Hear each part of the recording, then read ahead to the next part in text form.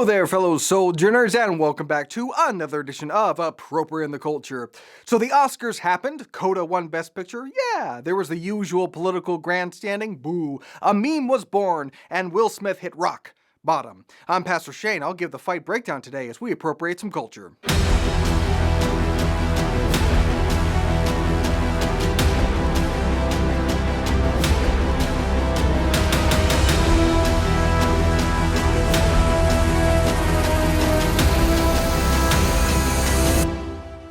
So the Oscars the other night started off exactly as one might expect, with a whole lot of cringe. Serena Williams and Venus Williams opened the Oscars in honor of their hometown of Compton, which is weird because the central plot of King Richard is about getting the girls the heck out of Compton, which is depicted in the film as a dangerous, gang-infested hellhole with bad tennis courts.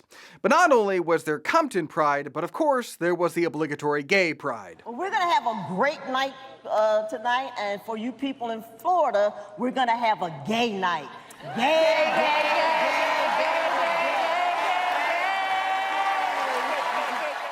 Okay, groomer. But surprisingly, this bold, stunning, and brave statement didn't prevent Governor DeSantis from signing HB 1557 into law.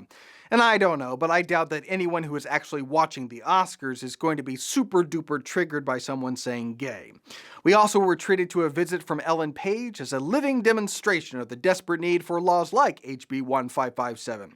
But obviously the biggest moment of the night came here. Jada, I love you. G.I. Jane 2, can't wait to see it. All right?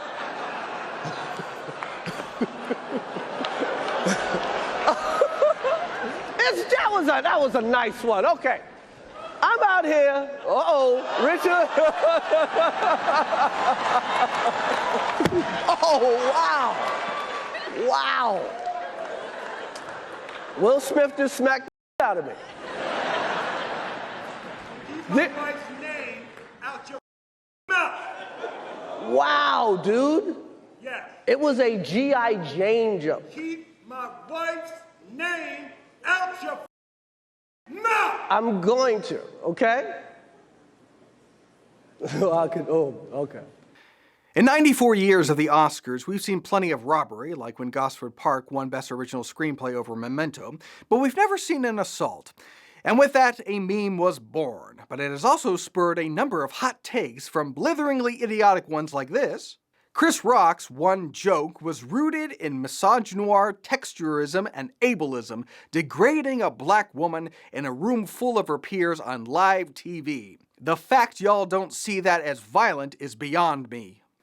Seems like a lot of things are beyond you, like dictionaries and high school diplomas.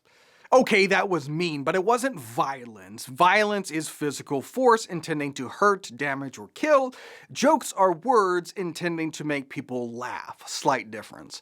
Now, if he was slapping him because the joke was dated and lame, okay, harsh but fair. But ableism is the problem here?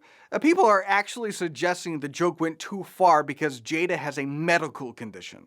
Okay, it's alopecia. It's not exactly like she's losing her hair because of chemo. And believe me, there are plenty of people who struggle with growing hair. But we get up every morning and we look in the mirror and...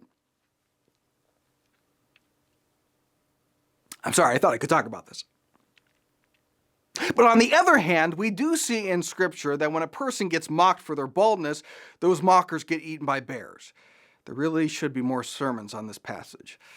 I'll have to talk to Pastor Ryan about a new sermon series. But I think the single most ridiculous take comes courtesy of Forbes. In this article, Will Smith, a black man, slapping Chris Rock, another black man, is blamed on white supremacy. Some argue that this is not about Will Smith and Chris Rock being black, or Will Smith setting black people back. This is about a much larger, systemic issue rooted in white supremacist culture designed to police the behavior of blacks amongst the who's who in Hollywood and beyond. Respectability politics suggest that equity and fair treatment require that black people, both inside and outside of Hollywood, conduct ourselves in a manner deemed acceptable to whites. Furthermore, expressing any emotion other than complacence, apathy, or agreeance directly violates those norms, disqualifying black people from receiving the same equitable treatment that whites enjoy as a birthright. And sadly, there is a large group of blacks who have internalized this toxic messaging. Not to be outdone, The Guardian also adds its dumbest take with an article entitled, "White Rage About Will Smith's Slap is Rooted in Anti-Blackness. It's Inequality in Plain Sight." Quote, "I also find it hard to believe that the same white audiences who consume violence against black people on screen to an almost fetishistic degree and are quite happy to have the Academy reward these gratuitously violent projects year after year are so distraught about an open palm slap. Again, this kind of performative pearl clutching is only ever reserved for black men who mess up. So being somewhat perturbed about a black man slapping another black man on national television is racist, and the notion that you shouldn't assault someone over a G.I. Jane joke is just white decency standards impressed unfairly upon black people. If that's your takeaway, I think you might have been slapped one too many times." But The Guardian continues, "This kind of punching down on black women remains typical of many black male comedians who, like the rest of the world, don't see black women's struggles and experiences as real or legitimate." Punching down may not have been the best word choice. But why exactly do black comedians specifically not see black women's struggles as real and legitimate? Don't they have black mothers and black wives and black daughters too? How did this Guardian author, a black man, receive this special insight and knowledge? Don't know, but he continues, "This lack of care for black women also partly explains why people were so taken aback by the image of Smith standing up for his wife in that way. The world is so used to seeing black women as unworthy of being protected and fought for that it can't see any merit to Smith's actions or the emotions that spurred them." That's one theory. We're taken aback because we're not used to seeing black women as worthy of being protected. Or, just spitballing here, maybe we're taken aback because we're not used to seeing assault at an award show.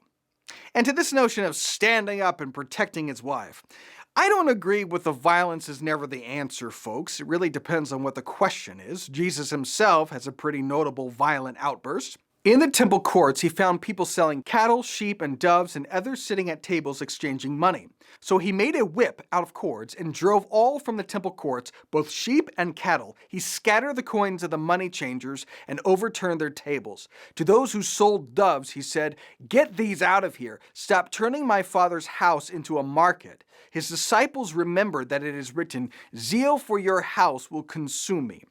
Righteous jealousy and love for the Father prompted Jesus to fashion a whip and chase people out. Violence can be the answer depending on the question, and defending your family can be an appropriate place to exercise some of that violence.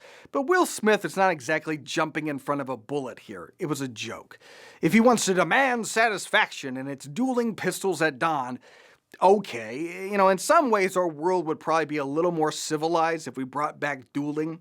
We'd all be a little bit more polite, a little less likely to post that snarky comment online if there was a reasonable chance that it could lead to a duel to the death. But that's not what we have here. It's a well-established fact that Jada and Will Smith have an open marriage. And you can't really play the honor card when you lost it like 15 years ago. "Oh, you can sleep with my wife, you just can't joke about her hair," is a weird kind of standard.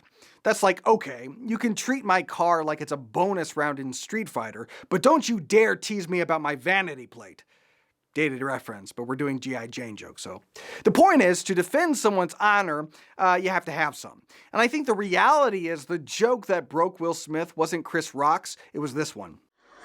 Will Smith, you're married, but you know what? You're on the list and looks like Jada approved you, so you get on up here. Get on up here.